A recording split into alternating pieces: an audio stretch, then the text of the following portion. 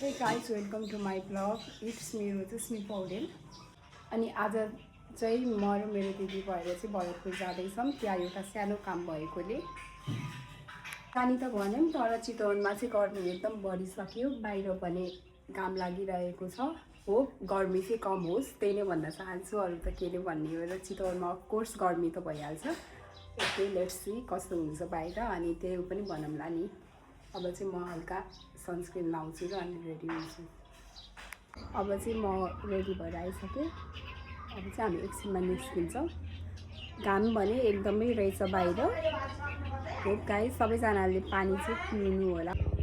अब चाहिँ म रेडी भइसकेँ अनि घाम चाहिँ छ है एकदमै चितवनमा. अब चाहिँ हामी निस्किन्छौँ. चस्मा चाहिँ अनिवार्य नै लाउनुपर्छ है. त्यही भएर सबैजनाले चाहिँ बाहिर निस्किँदाखेरि चाहिँ सनग्लासेस, मास्क अनि बाहिरबाट के भन्छ अरे विन्ड सिटर चाहिँ लाउनु होला. म पनि लगाउँछु, नत्र त गर्मी पनि धेरै छ. सो गाइस, पानी पनि खानु होला धेरै. स्टे हाइड्रेट चाहिँ रहनु होला. हाम्रोतिर चाहिँ हेलिकप्टर पनि आयो. कताबाट आएछ कुनै आज हेलिकप्टर?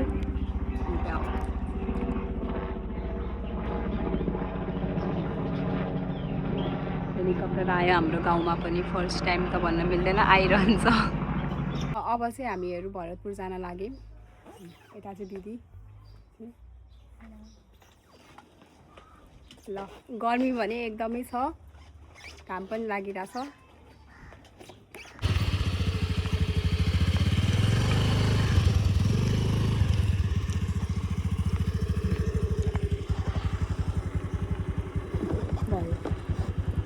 सबै डकुमेन्ट हाल्यो? हाल्यो.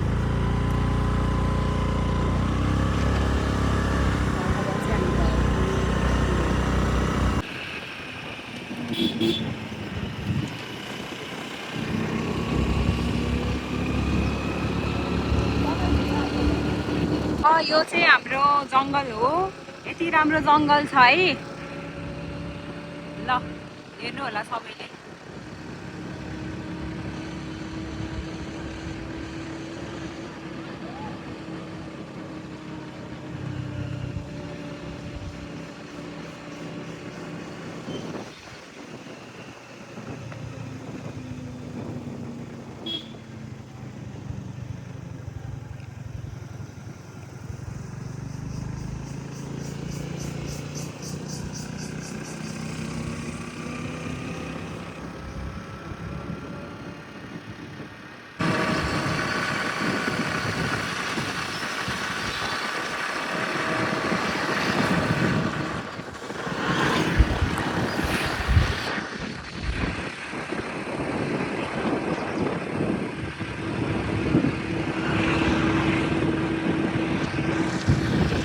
ल, यो चाहिँ हाम्रो खगेरी खोला भयो.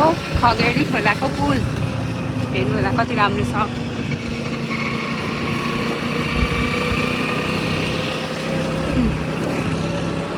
हामी चाहिँ सानैदेखि एडभेन्चर गर्दै भरतपुर जान्छौँ. अहिलेसम्म नि त्यस्तै भइरहेछ. हेर्नु होला, यो बाटो चाहिँ अलिकति रिस्क चाहिँ छ है. एक्लै चाहिँ हिँड्नु हुँदैन यो बाटोमा. हामीहरू त अब सानैदेखि हिँडेको भएर खासै केही लाग्दैन. अहिले त बाटो नि राम्रो छ. पहिला त यो बाटो हिँडेर नारायणघाट भरतपुर जानु पर्थ्यो. अहिले त यति राम्रो पिच छ धन्न. ल हेर्नु, पदमपुर र भरतपुर जोड्ने बाटो हो यो चाहिँ.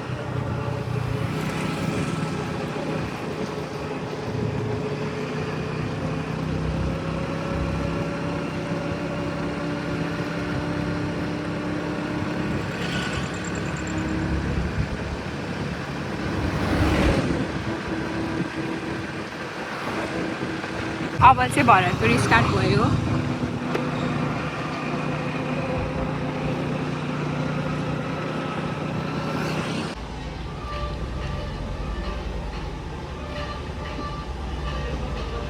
म चाहिँ जुत्ता किन्नको लागि भाटबाट नै आएको छु. अब हेरौँ कुनको राम्रो हुन्छ त्यही किन्न पर्ला.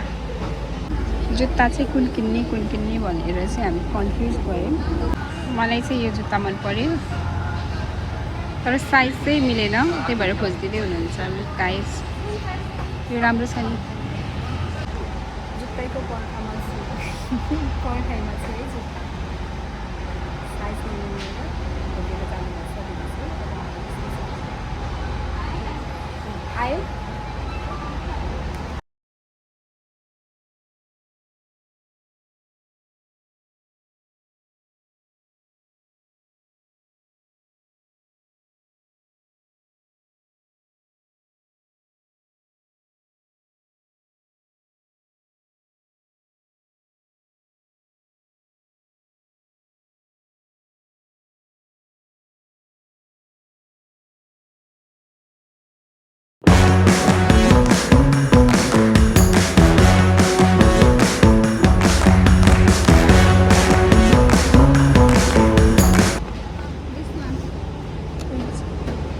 Excuse me. हाम्रो चाहिँ जुत्ता किनेर म चाहिँ यहाँ बसिरहेको छु।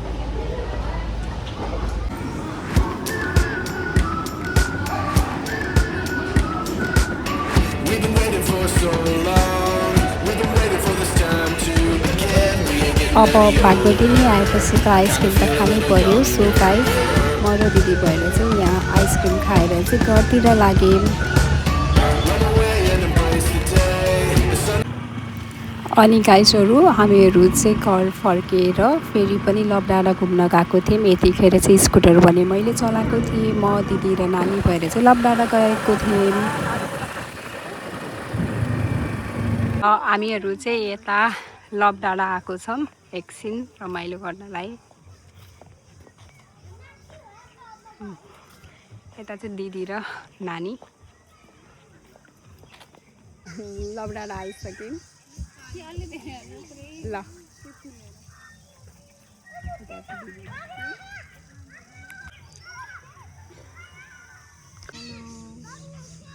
कसरी वेलकम टु माई ब्लग।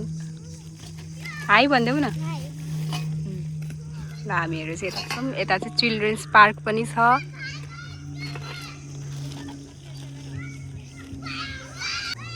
यता चाहिँ म छु। अब चाहिँ हामीहरू खाजा खाँदैछौँ है घरबाट ल्याएको खाजा।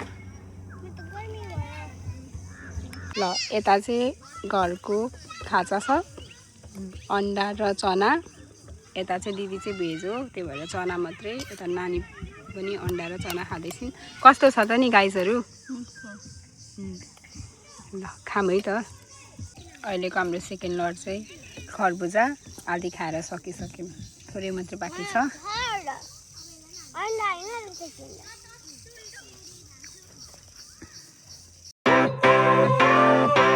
Sunshine, sunshine, sunshine. I think I found it now. What I've been looking for. Isn't it beautiful? हाम्रो नानी चाहिँ यहाँ प्लेन चढेर चाहिँ अब कहाँ जाने हो थाहा छैन है। ल है फ्रीमा प्लेन चढ्न मन लाग्यो चाहिँ हाम्रो यो लबडाँडामा आयो हुन्छ साथीहरू। हाम्रो यो लबडाँडाको पाइलट चाहिँ प्लेनलाई घुमाउँदा थाकेर यहाँ बस्नुभएको छ। ल ल भन्नुहोस् क्याप्टेन हजुरलाई के चाहियो? मलाई एउटा चिसो पानी ल हजुरहरूलाई नि यस्तै प्रो क्याप्टेन बन्नु छ भने चाहिँ यहाँ आएर प्लेन चलाउनु होला। अनि प्रो बन्नुहुन्छ। त्यसमा कुनै कस्टली यो चाहिँ 50 रुपियाँ मात्रै पर्छ है। ओन्ली 50 रुपिस नेपाली 50 रुपियाँ मात्रै पर्छ। सो क्याप्टेन को बन्ने हो यहीँ आउनु होला।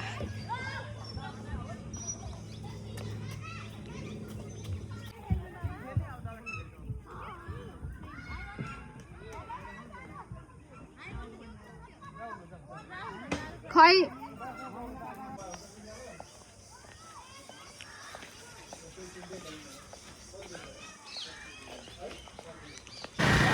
अब चाहिँ हामीहरू हाम्रो घर जाँदैछौँ। रमाइलो भयो। चितवनमा बस्नुहुने सबैजना चाहिँ आएर घुम्नु होला। रमाइलो छ।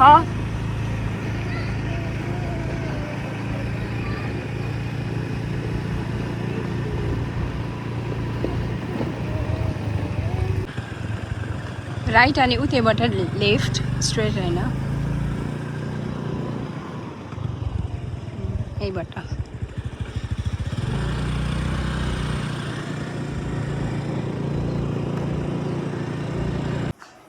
ओके गाइस, आजको दिन चाहिँ मेरो राम्रो नै रह्यो। हजुरहरूले पनि हेरिहाल्नुभयो, त्यही भएर आजको ब्लगको लागि चाहिँ यति नै। Thank you for watching me and keep support guys and hit the bell icon for new update. Okay, bye bye. अर्को भिडियोमा भेटौँला।